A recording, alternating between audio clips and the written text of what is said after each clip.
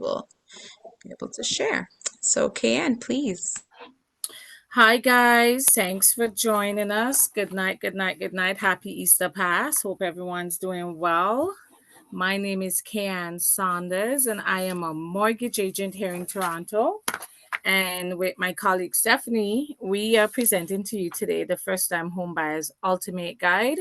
This came about because we've been getting a lot of questions from a lot of curious prospective buyers, and we decided to just do this little event, this webinar where we could have Q&As and just give you kind of like the basics of what you need, the fundamentals. And we're doing this today. So it's called the First Time Homebuyers Ultimate Guide.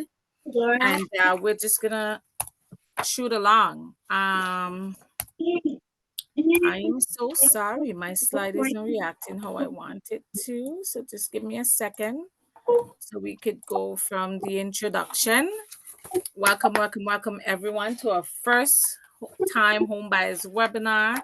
We're very thrilled to have you join us today as we embark on this journey towards home ownership. So throughout this webinar, we'll be covering essential topics that are crucial for first-time home buyers. Our aim is to equip you with knowledge and the tools necessary to navigate the home buying process confidently and successfully. By the end of this webinar, we hope that you'll feel empowered and equipped with knowledge and confidence to embark on your journey to begin the whole home buyers process. So I want for you to sit back. Steph, I'm hearing some background noise. Yes, I was just gonna just one more time. If you guys could please make sure that your mics are on mute so that we can make sure that we flow through the presentation in good time and everybody can hear. If you do have questions or comments, please go ahead and write those in the chat room for us. Okay, so just sit back, take notes. I hope you have your handy dandy notebooks ready and feel free to ask questions. Please utilize the chat box. Steph would be monitoring chat and we could get your questions answered. And let's get started.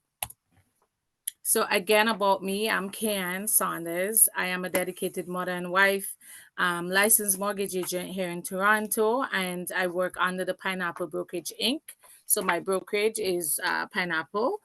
I'm an immigrant here in Canada. I'm very passionate about generational wealth and giving back. I just feel that my spirit and my resilience and my determination gives me the drive and the desire to empower a community. And my mission, my sole mission, is just to educate individuals on creating generational wealth through home buying and real estate. And I believe that this knowledge profoundly changes your life. And we're just going to shoot along. So today, our agenda for today, or the contents that we're going to be covering, is why real estate. So we're going to talk about why real estate. We're going to also look at the mindset, which I believe is the very meat and potatoes of real estate, because if your mindset isn't in a homeowner's mindset, it changes everything. We're going to be looking at credit, which are the pillars to buying a home, employment, down payment, the budget, the location, closing the sales, and then at the end we'll have questions if you have questions for me, and we're just going to shoot along. Now, why real estate? So real estate is important for changing one's life and creating generational wealth through several factors. So it could be looked at as a long-term appreciation and income generation. There's a lot of tax advantages to being a homeowner. It's also a portfolio diversification. So along with your stocks and any other type of portfolio that you may hold, real estate could be one of your top contenders and the biggest one. It also provides you leverage, and leverage is when you have other people's money and you could use it and you have a good portfolio. Again, it's a hedge against inflation, and it's also legacy building for your family. So overall, real estate offers numerous opportunities for wealth creation, financial stability, and it makes a crucial component for any wealth building strategy. So that's the real reason why people do real estate. Plus, you also want to have something that you leave for your children. Mindset. So, mindset is very important. In order for you to even think about buying a house, you need to have a mindset of someone who wants to be a homeowner. You want to change your life and how it's going, right? So, mindset is very pivotal. In order for you to buy, you have to be particular concerned with your financial management, your goal setting, your risk assessment, your emotional resilience, and all of the positive and proactive mindset sacrifice that you need to make. So, one of the things we like to tell prospective home buyers to look at is your transition from renter to homeowner, right? So, you need to have and know the rights to your equity. Homeowners create ownership and it's also equity potential for you. Then we got to look at the long term financial planning. So, goals that you would have after home ownership, whether it's to buy more real estate or to become an investor, landlord, or to invest somewhere else across the globe. We're going to also be looking at credit score, which is the number one thing that I get asked Talk all the about time. credit. Come on, baby. Pardon? Oh, sorry about that. Sorry about that.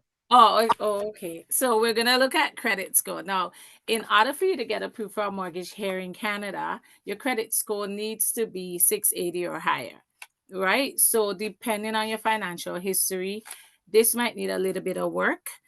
We've seen clients where it's lower than 680, and we would set a budget and a plan in place to help them get it up to 680 or higher, and then we could start the home buying process.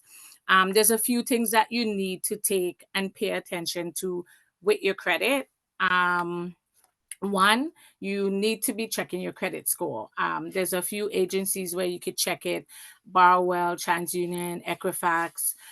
Some banking apps would have the different ways where you could sign in and check your credit. So while you're doing that, we need for you to always be looking for, so finding and eliminating any errors you see on your credit report. So if there's something reporting that you haven't seen before, you need to call up your creditors and query that, and then essentially you'll be talking to Equifax, which are the bigger boys that manages credit. You need to be reducing and paying off existing debts.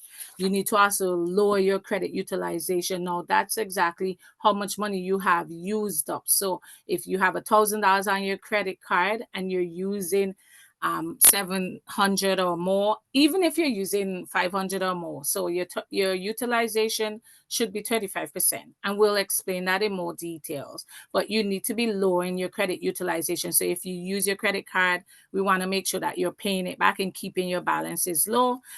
You also want to look at paying your bills in full and on time. So you need to be paying your bills on time, because that's going to boost your credit score, and it's going to show lenders that you're trustworthy and you pay your bills on time.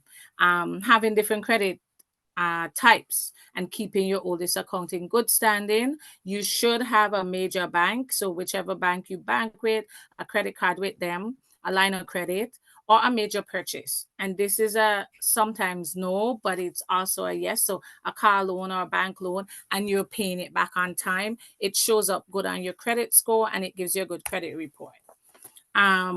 There's also the 5 C's of credit. So this is what lenders use to qualify you. So the 5 C's of credit is character. So your character is looking at your credit score and your history, how long you've had credit, your capacity. So that's your ability to pay back any mortgage or loan agreements that you have. There's also capital. So how much down payment you have and what do you have in reserve. So what else do you have put aside besides your down payment? The banks, your lenders also like to look at your collateral. So the property that you're buying, they like to look at it to see that it's fit and deemed right. So just in case you default on your mortgage, it could be sold easily. And then there's also market conditions, which would be like the economic market and different factors that are happening. Again, with credit, so we're just continuing. You need to be on top of your credit. If your credit is bad, it makes it difficult for you to purchase. And then we got to work with you. And, it just takes a longer time. So if you're upkeeping your credit and you're keeping everything good, it makes it easier when that time comes. So it's good for you to look at the importance of a good credit score. It's very important. In fact, that's one of the number one things that lenders look at. right? Because it shows them your ability to pay back. If you're not paying back your monies on time, if you're not a good borrower, people don't want to lend you money. So you want to make sure that you're paying your credit and your credit cards and your bills, and your credit score is good, right? You need to also understand your credit report. You need to look at what's missing, what's outstanding, where you having errors. And usually the apps would tell you that, and it would give you a good idea of where you need to start, right? You also need to be looking at tips for improving your credit score, which is some that I shared in the previous slide. You also want to know how your credit is affecting your mortgage options. So if you have a bad credit, the options that you get from us as lenders and mortgage brokers and realtors, it's slim. So you get higher interest rate and it's not so good. So you want to make sure your credit is good, because that would ensure you're getting the best option, the best interest rate, and the lower cost. You could also access your credit for free. We spoke about that. Check your credit report regularly, make sure there's no lingering issues or mistake. And then you have to decide that there are debts that could be paid down quickly. So if you, for some reason, do your tax return and you got a return this year and you have an outstanding debt, you could pay that down and improve your credit score. Employment. In order for you to qualify for a loan, you need to have a job, because we want to make sure that you're capable of paying back. We want to make sure that you could afford to pay your mortgage. We want to make sure that you could afford to live. So your employment status is a critical factor when coming to buying a house in Canada. So your employment is so crucial, and these are some of the processes or what we look at to create financial stability, to show that you're working and you're able to pay back. So your lenders are looking at your affordability to pay back. They're looking to verify your income. We're looking at debt to income ratio. It shows your credit worthiness. It shows your possibilities for down payments and saving. Again, employment income, and then mortgage insurance requirements. So all of that comes under your employment, because if you're not working, you can't pay the insurance. You're not stable, you can't save for a down payment. We don't know your credit worthiness. We can't look at your debt to income ratio. That is how much you're making and how much you're spending, and we can't verify you any other way. So employment is important. Down payment. A lot of people ask this question all the time. How much down payment do I need? And this is the breakdown of it. So in Canada, your lowest or minimum down payment is 5% of the purchased house. So let's say you're buying a house and it's 500,000. It would be 5% of that, which would be 20,000, right? If the house is going to be 501 to 99999, you're going to be paying 5% on the first 500, and then the remaining balance, which would be, I believe, 43999, you're going to pay 10% on that, right? If the house is $1 million or more, you have to put 20% though. So I get this question all the time, and people always want to know, how much do I need to put down? Keep it in your mind. 500,000 or less, it's 5%. 501 to 99999 is 5% of the first 500, and then another 10% of the remaining balance of that. If it's $1 million or more, it's 20% down. So there's no if, no buts. It has to be that. Kayann, someone had a question, and they were Okay. asking if you could talk a little bit about the debt to income ratio and what that Let is. me go back on that slide. So debt to income ratio. So let's say, oh gosh, I have a slide that's showing that. So debt to income ratio is how much you make, so how much you're being paid, right? So let's say you make $50,000 annually, but you owe $20,000. So let's say you make 50,000, you owe 20,000. I have a slide that has that, like that. There's a full calculation, but to break it down for you, debt to income is how much debt you have versus your income. So your lenders take that, and there's an equation that they use to divide your income by your debt.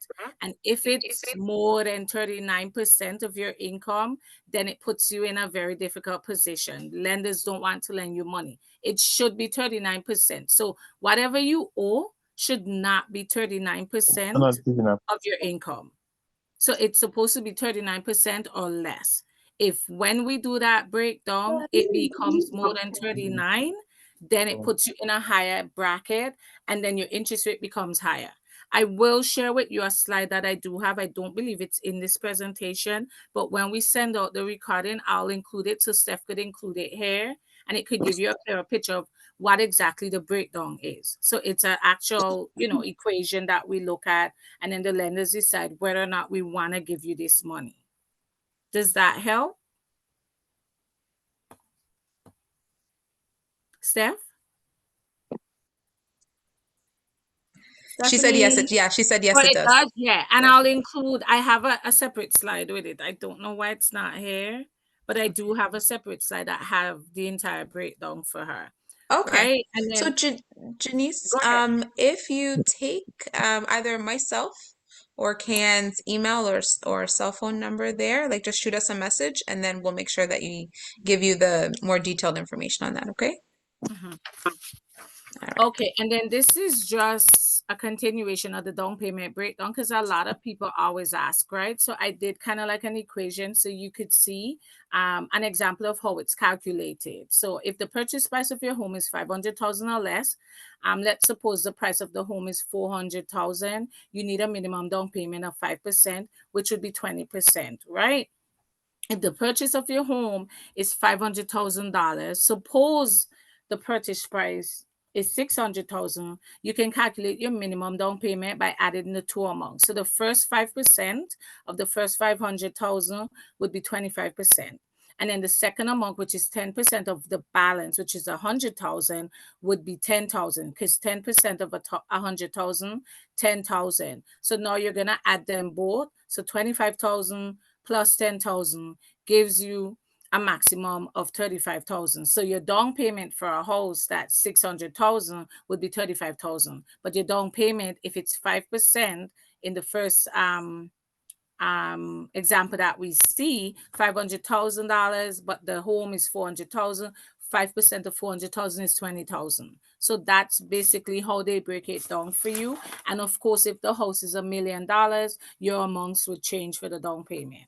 But this is just a simple example of how it works. So when you're on realtor.ca or you're on Zillow or wherever you look for homes, always keep in mind that if it's $500,000 or less, it's 5% minimum. You could, of course, put more down, but if you want to do the bare minimum, it's 5% of whatever the total price is, 500,000 or less. If it's more than 500,000, so 501 to 999, it's 10%, 5% of the first 500, 10% of the remaining balance. You add those together and then you get the amount. If it's $1 million, it's 20%. We're going to talk about budget, which is one of the most important things to up there with mindset. You need to have a budget. First, you need to know how much house you could afford. You also need to know how much you're making, how much debt you have outstanding, and where you want to live. As you guys know it, based on your location, it's going to determine how much home you could afford. So right now, a house in Toronto, average cost is 1.5. If you know you're not making that sort of money and you don't have the budget to support that, maybe look somewhere else where you could afford it, right? So it also looks at, it helps to, a budget helps to do a couple things. It determines your affordability. It sets up your realistic goals. It helps you to save for a down payment, and it also helps you to manage debt. It prepares you for additional costs, and then it adapts to the financial responsibilities of owning a home. So by establishing a solid financial foundation and doing your budgeting, you can make a more informed decision and you can achieve the home ownership aspirations more effectively. So we always encourage clients to have a budget and stick with it. I know it's difficult for you to do, but your budget is really crucial in you purchasing your first home. And then these are just some of the costs that are associated with buying a house. And this is why you need to budget. So if it's a new construction house, you have to pay HST on that house. And this is on top of your down payment. If your down payment is 5%, anything lower than 20%, you have to pay mortgage insurance. So that's a premium that you pay separate from like your home insurance. There's also appraisal fees for the homes. You have to pay lawyers' fees because the lawyers are the ones who are going to be closing the deal. There's a land transfer tax. There's also credits for new home buyers. So if it's your very first home, the government has incentives where you get some money back. So that's a good plus. There's also property insurance that you would need to get. There's move-in costs because you would need to move. If you're moving into a condo, there's condo fees. Depending on how old the house is, there's home inspection fees. There's application fees. These would come under legal again. There's also a status certificate. This is only if you're buying condos and some of the older homes. There's prepaid taxes. So certain cities, certain jurisdictions would have you pay your taxes prepaid. Certain banks, lenders would want you to do that too. There's also property taxes, and there's a surveyor fee based on where you're living and the location. So these are just some of the costs you have to think about with also buying the home. Location. Again, location is very crucial. It's a critical factor that influences the property value, the quality of life that you're going to have, the commute, school options if you have younger kids, neighborhood dynamic based on your age. If you're aging population, you're a little bit older, you might not want to live in a school district because it's going to be more hectic with schools and younger families. You also want to look at the resale potential and the affordability for you. Cities are often way more expensive than rural areas. Like you've been seeing, Toronto is expensive, Brampton is expensive, Mississauga is expensive. But what Stephanie would tell you and what we encourage people is to look in your rural areas, because outside of our bigger cities or smaller cities where you could afford to live comfortably. So, therefore, you must consider location in your budget as to what you could realistically afford. By carefully considering all of these aspects and prioritizing your preferences, you can find a location outside of Toronto that meets your needs and sets the foundation for a satisfying home ownership experience.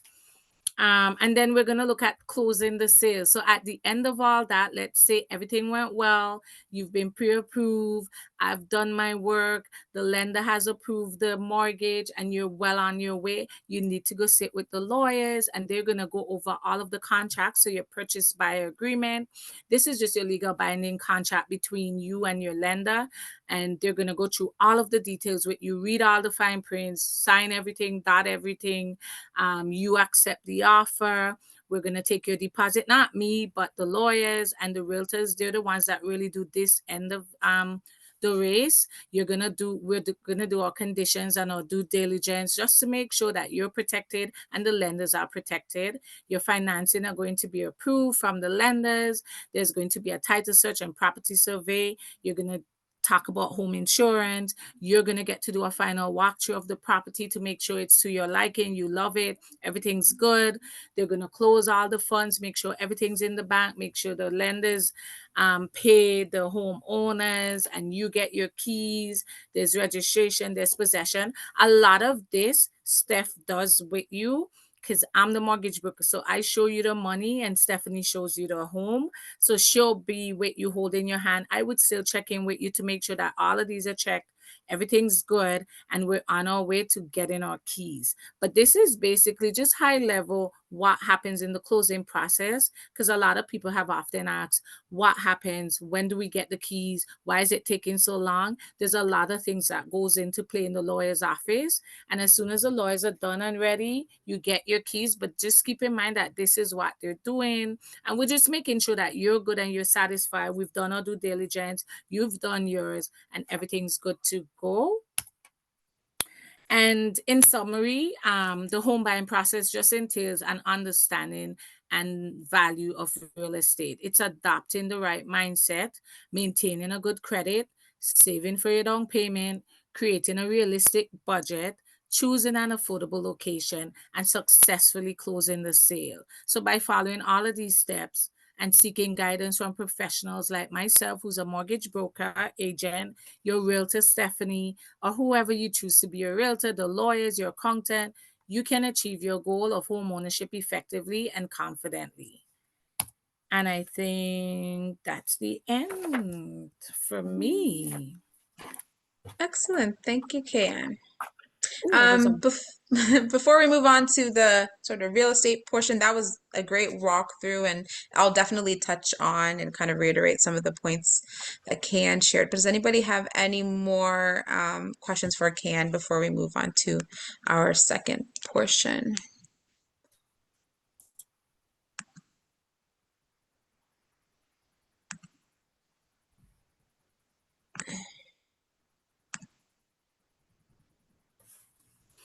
Let me see in the chat. Okay, so Kayann's gonna take over the chat for me. Okay. And cool. Okay, so hi everybody, I'm Stephanie. I'm a realtor. And I'm going to be kind of walking through a similar process, trying to make sure that we touch on all the points and information so that you guys feel prepared and ready to get into your first home. So, this is me as a realtor. I kind of like to share a little bit about my story, and sometimes I share different aspects, kind of depending on where we're at. But for me, understanding real estate and getting into real estate really helped to kind of like transition my life. It helped me to get a little bit closer to my goals. And so I'm very passionate about it. And I love helping people to build their portfolios and really attain their dreams. And for some folks, that is owning their first home. For some folks, that's owning a home and owning some a rental property, having something put away where we say is like generational wealth, so something that you can pass down to your future generations.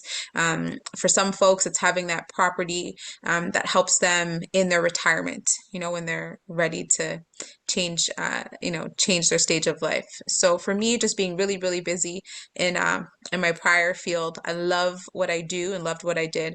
But I kind of felt like, okay, I'm kind of like spinning the hamster wheel. How am I going to start a family? How am I going to even consider retirement? Because I was self-employed. What would that really look like for me? And again, as I started to understand more about how real estate works, especially like in Ontario, you guys hear me talking about Alberta, the way property values just increase and increase over time, I started to realize how important and vital it was for helping to secure my future. Was to really get into real estate. I had my son, and that's when even more so I started considering, okay, we've got I want him to kind of have the world before him. So how can I kind of secure that? Well, by investing in real estate, making sure that he has money when he's ready, if he wants to go to college, go to university, start a business. For myself, when I'm ready to retire and keep traveling the world, because I love to travel, I want to be able to do that stress-free and enjoy myself, right? So, position my portfolio in a way that works for me. So it's great to have a vision, to have an idea of where it is that you want to, what you want to go to. So my question to you guys today to consider, what is wealth, or what is financial freedom to you? So Kayann also talked a bit about mindset. So believe you can and you will. So I will say that getting into the real estate market, and very much so getting into the real estate market in the GTA, is not without its hurdles, challenges, bumps and bruises, because it can be quite tough out there. But the best way to be successful is to really be committed to your goal and to have like a team of really strong people around you. Understand that it takes preparation, and sometimes folks reach out to us now, and I really try to encourage people that it is perfectly okay that, today may not be the day that you buy real estate. It may be in 3 months, it may be in 6 months, it may be in 3 years. I have folks that I've worked with over 3 years to get them into their home, and that's okay. But again, as long as you know the value of it and you know how beneficial it is for you, you know that it's something you want, and then it's going to kind of, again, take work and preparation to get there. The other thing I really try to encourage folks to understand is that your first home may not be your forever home. It may not be your dream home, but it's like the right home for you in this case. And I will say that goes even so far to say that sometimes people's first home is even an investment property that they don't live into. But it's like step one to being able to get into whatever it is that you really want to get into. And I think it's almost like a little bit of a sacrifice sometimes for the long-term gain. So it's definitely something to keep in mind, and you will be so happy that you did it if that's the case. Having an abundance mentality. So there's a lot of properties out there. There's a lot of different markets. There's a lot of different areas and cities, and there's beautiful advantages to all of them. And just understand that it is possible. Again, when working with my buyers, I just encourage keep that open mind. Sometimes you might be very set and think that you know exactly what you want, and then you go out and you see something else that is even more perfect or more wonderful than you thought. So definitely keeping that. Disciplined, as Kayann talked about, savings is super important because you've got to some of the, I would say, like some of the initial hurdles that people face is either with credit or either with that initial deposit. So being disciplined, being diligent and saving, understanding if you are spending that, are you buying something that's a liability, or are you buying something that's an asset, something that's going to be able to like invest back in yourself and help you to move forward. Buying a home is one of the biggest decisions of your life. Every time I make a purchase, I'm always nervous. I'm a realtor myself, and I've been investing for many, many years, and it's always it's always a thing. But that's okay because it's such a big purchase. It is a big commitment. But just know that as long as you've done your due diligence, you've done the research again, you've consulted the experts around you. Go forth, even though you have butterflies, it's okay.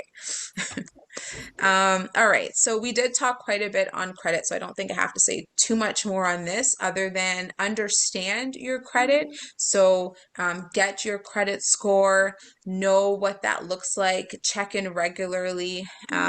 Again, different ways of getting it: TransUnion, Equifax, Borrowell. Go to your bank, just get a handle on it.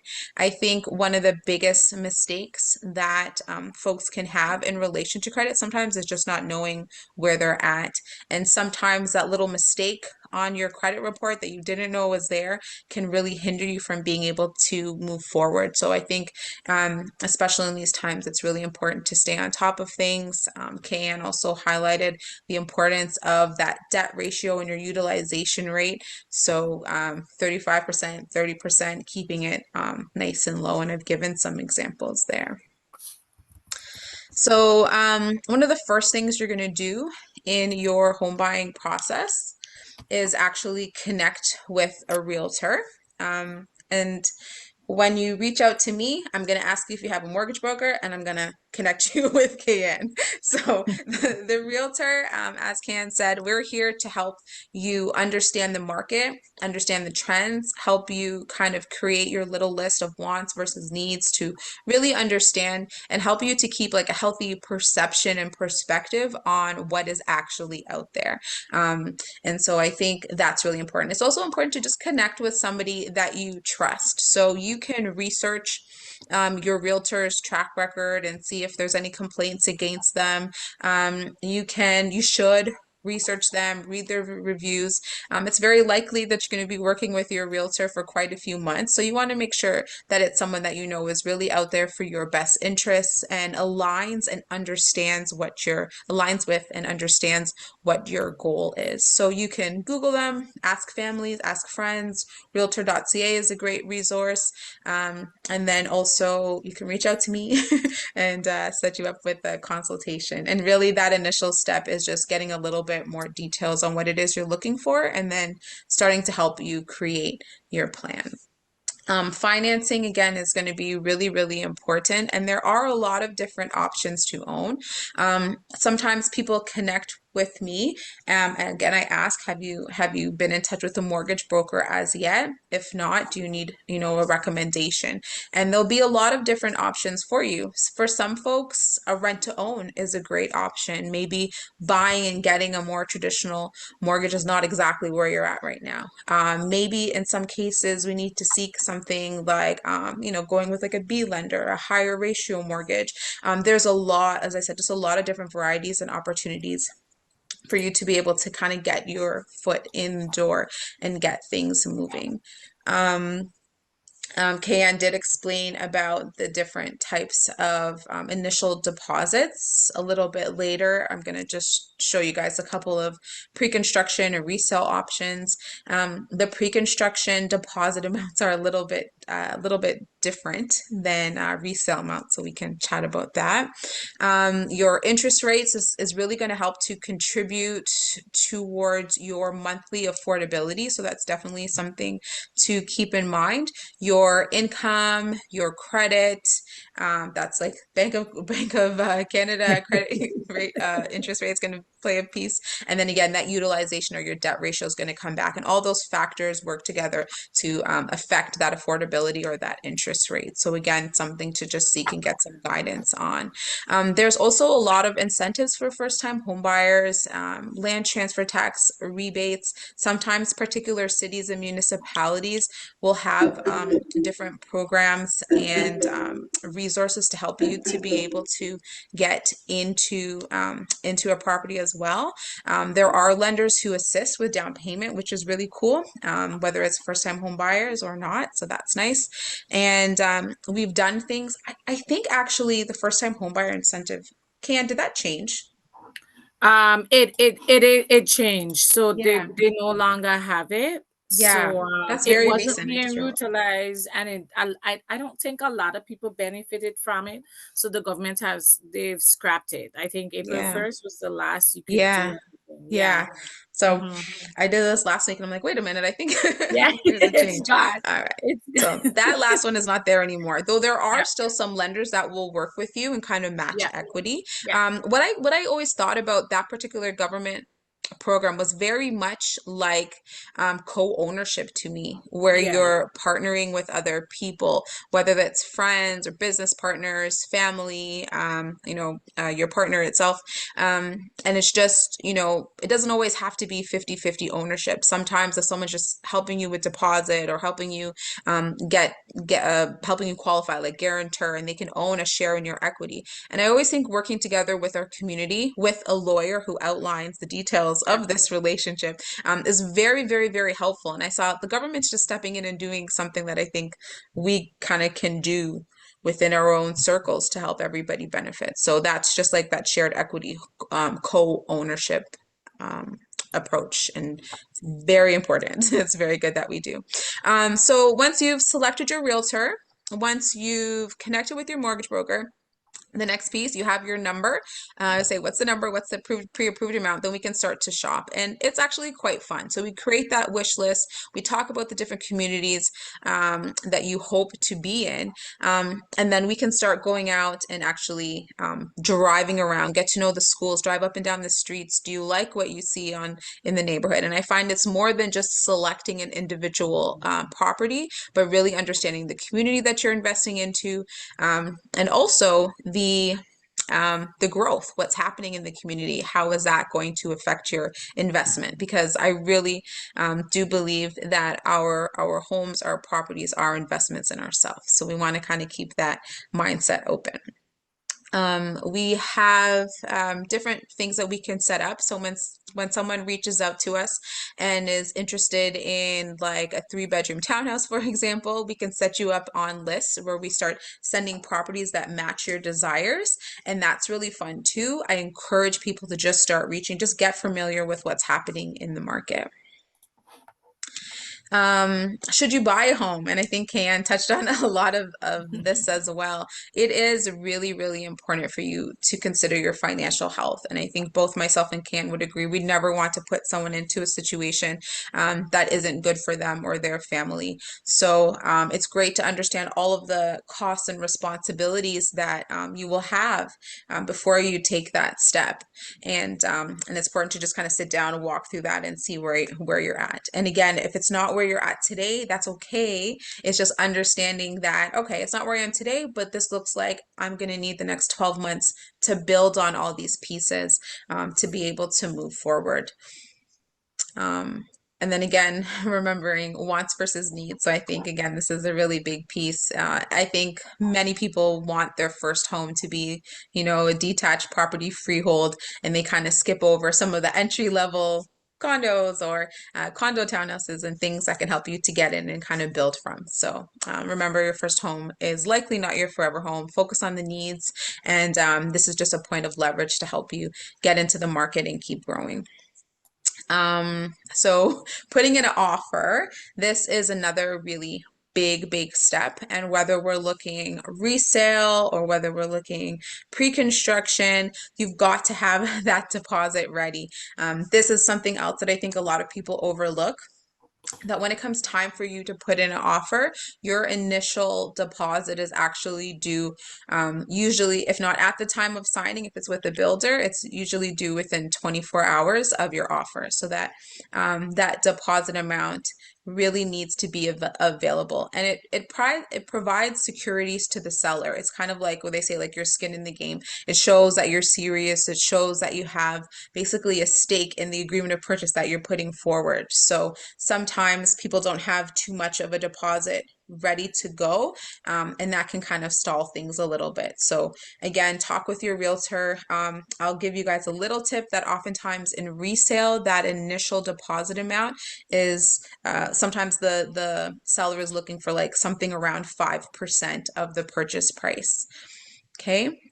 Submitting your offer, again, is done with the realtor. We'll go through, we'll put in all the conditions, and we advise you guys and help you in building, addressing all your concerns and then building a good offer. Because if something is off with the offer, you know, that's really your liability piece. So that's really important that that's down, and also helps to secure that your deal is going to go through to the end. So I wanted to share a couple of opportunities that are great, I think, sort of entry first-time home buyers or first-time investors. I do usually speak a lot about Calgary and Alberta. I just decided today, since Kayann and I did a live about it, I wasn't going to mention too much. I didn't pick a project there.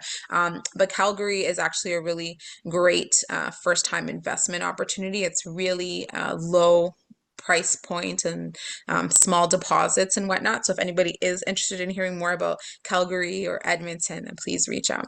But this particular project, I've showed two here. One is Argyle in Guelph, and the other one is Modal in Cambridge. These are condo stacked towns. So for some of the lower, like smaller units, still 2 bedrooms, maybe 1.5 or 2 baths, they're starting around 500 marks. In Cambridge, I think the beginning price is around 529,000, which is great. It's going to come with stainless steel appliances, stacked washer, dryer, a parking spot, your developmental fees, so your cash that's due on closing towards like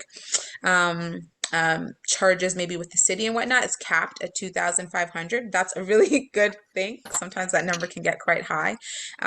If this was something you purchased and you're closing, this one is closing, for example, in 2026. If something happened, so this is where pre-construction works on your side as a buyer. So if something happened between today and that date, you had like you got a new job or you had to move cities or like something changed in your circumstances, then you would be able to utilize the assignment clause. So you're able to find a new buyer to take over that original agreement of purchase and sale, and they would then be responsible for closing and taking, like, moving forward with the property. So the assignment clause can really work like a exit strategy for you. It is beneficial when the markets are going well, and usually they are. So as the properties appreciate over time, you are not making any like rental payments. You're not making any payments to property taxes or anything like that once the deposit has been made. So if your property increases from the time you buy until the time of closing and you choose to sell, you would be able to walk away with like a portion of that increase or that profit, which is pretty cool too. So this deposit structure for both of these properties is starting at 10%. So Irregardless, I would say, of how much you might qualify for with your mortgage broker. If a builder says he wants 20% down, then you would have to give 20% down minimum. If a builder says they only want 5% down, 5% down is the minimum to the builder. So in this case, with both of these projects, it's 10%. So at a unit starting at $529,000 for a 2 bedrooms, you would be looking at $52,000, and then it's spread out across a period of time. So for example, in Cambridge, it's 10,000 on signing, and then at the end of 30 days, you're putting down maybe another 20 something thousand or 15,000, and then 2.5 in August, and then 2.5 at the end of the year in December. So it's 10% basically spread out across the whole year, that 52,000 spread out. In Guelph, it's very similar, except the payments are spread out across 7 months. I'm going to try to remember it. It's 10,000 on signing, balance of 5% in 30 days, 2.5% at 120 days, and then I think the last one is 2.5% at 7 months. So just an example of this one. Stack towns. Another project, so that one was more like West End. This is Pickering, PCC. This project has been so cool. It's been really exciting. Durham region, if you're in the East End, is one of, or is known as the second fastest growing submarket in the GTA. So for investors, it's just been a really hot location because of all the growth that's happening. It is basically where the Pickering Center Mall is, and that building, there's 4 buildings that are going to be all within that same sort of community. So GO train station is really close. I think it's like 6 stops to get downtown. You're close to the 401. You have all access to all kinds of amenities, shopping. Within the building itself, there's over 1,000 square feet of amenities. So you have, I think there's like a golf simulation, there's a fitness center, there's pools, there's lounges, all kinds of stuff. So if you were buying it as something to move into, great amenities. If you're buying it as something to invest, you're going to see great returns over the course of time as the city keeps developing. These units are also, so these are 1 bedrooms in Durham. They're starting in the low 500s, and then the price continues to go up as the project keeps going on. I tried to choose things that were around this 500 mark so you guys could get an idea of what you might be able to buy. So 500,000 roughly gets you like a stacked, maybe a 2-level or bungalow types condo townhouse brand new in Kitchener-Waterloo region, Guelph. 500,000 in sort of Toronto, Etobicoke area, Durham might get you a 1-bedroom condo to start. Okay, so just to give you guys an idea, this is example of resale. So around the same price point, around that same $500,000 price range. If you went further outside the city, just as Kayann said, you're going to get like more house. Okay, so that's a difference. So I've chose the first one is a home in Niagara region. So this one is in Welland. It is a detached house. I found in Hamilton. Hamilton is another great opportunity. It's definitely a growing city. Its location is really good, I would say. If you had to go downtown, if you're trying to get to Toronto, if you're going to like West End, it's situated pretty nice to get to wherever you need to go. So I was able to find this semi-detached for 500,000. It hit the market. Again, I did this a little while ago, so it's probably been on the market about a week by now. Also, the one there at the bottom is in Brantford. Brantford, awesome in terms of growth and price to value, we call it. So again, at around the same price point, you're able to get a bungalow. So there's a lot of benefits to investing outside of the city. Something like a resale, again, if you did qualify as a first-time home buyer to do the 5%, then you put the 5% down. That's what it is. Qualify for the mortgage, make sure you can close it, and that's sort of it. And sometimes people feel when they're considering, again, those wants versus needs, that maybe the drive is a little tough, right? So you have to kind of consider, do you want to drive to be able to have a freehold home, to have a backyard, to have whatever? Or is it more important to you to keep the location, within the city where you don't have to commute too much? And so what are you giving up for that? You're giving up some square footage, you have a condo fee and whatnot. So I just kind of wanted to show, again, in a sort of wider scope around GTA H, Hamilton area, what's kind of out there. So I think we could open up. Am I almost at 8 o'clock? Yes, I am. Okay, good.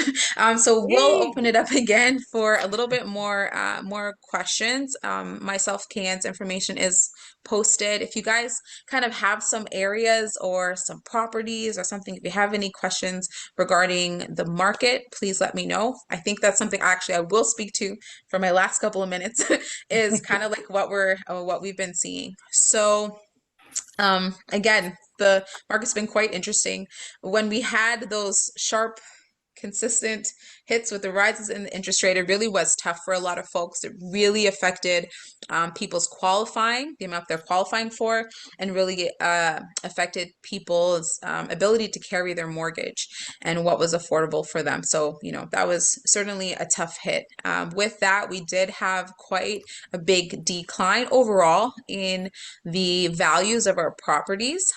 I'm not sure we're going to see such lower sort of baseline prices for a little while. We'll see. I think that as we've been getting into the spring, we've definitely been seeing the market pick up. So for a while, first of all, for a while, nothing was happening at all, which would have been the best time as a buyer, I think, to take advantage of those lower price points. But again, your qualifying amount was certainly a little bit less. Then as things kind of progressed, I think people have gradually been gaining a little bit more confidence. So again, we are seeing more inventory, so more options on the market to buy, more multiple offers. I showed a property to a client the other day. There was 14 offers in Alliston, which, you might be surprised to hear. So there are folks still looking outside of the city, wanting to take advantage of those deals. So bidding wars and whatnot is coming back. As we continue to move in that direction, as we see the interest rates coming down, I do foresee the market getting much busier and those prices starting to rise up again.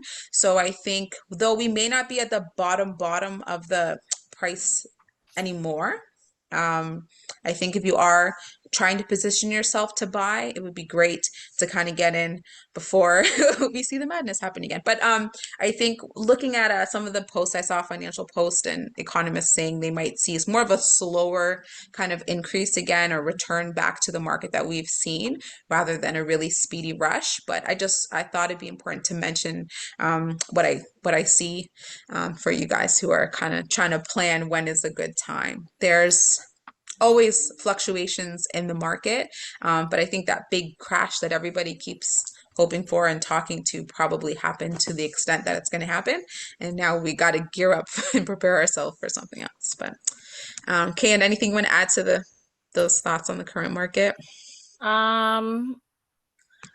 Yeah, so it's a slow rise. A lot of people are being very cautious because of the current economic market. Usually we look at the stock market, how much houses being built, what's happening with interest rate, and right now it's a slow rise. A lot of financial analysts are saying that it is going to grow. People are hoping. We don't have a crystal ball, but we're hoping that rates would drop. Bank of Canada haven't increased for the last two announcements we've had. They've kept it at zero, so there was no there was nothing added. So it's history tells you a lot, and the history shows that it goes up and it comes down. It's going to be a slow one again because you have to look at the whole economic market. So keep your eyes and ears open. When we know it, we would let you know. But for right now, growth is very slow. Okay, great. So we're doing really wonderful for time. This is great. So we did Yeah. reserve the last sort of 10, 15 minutes just to be an open sort of Q&A for anybody who does have any questions. We definitely thank all of you for being here with us. Again, this was very much focused towards first-time buyers, making sure you guys kind of have an idea of what to expect as you navigate the process and just I wanted to give you guys a little picture about what's out there as well. So if you do have to go, definitely just thank you, and you guys can do so. And Yeah, there's a other little bit in the than that, bag we're you can here to answer your questions. work So I think there's a question in the chat. with. Why are you asking What for are my the stuff that like, advantages why are and you asking for that? Okay, I disadvantages? think I'm not I'll making no also bites right I'll now. It's stop almost the bedtime. recording, and then we could probably Okay. do that if I could figure out how to do that here.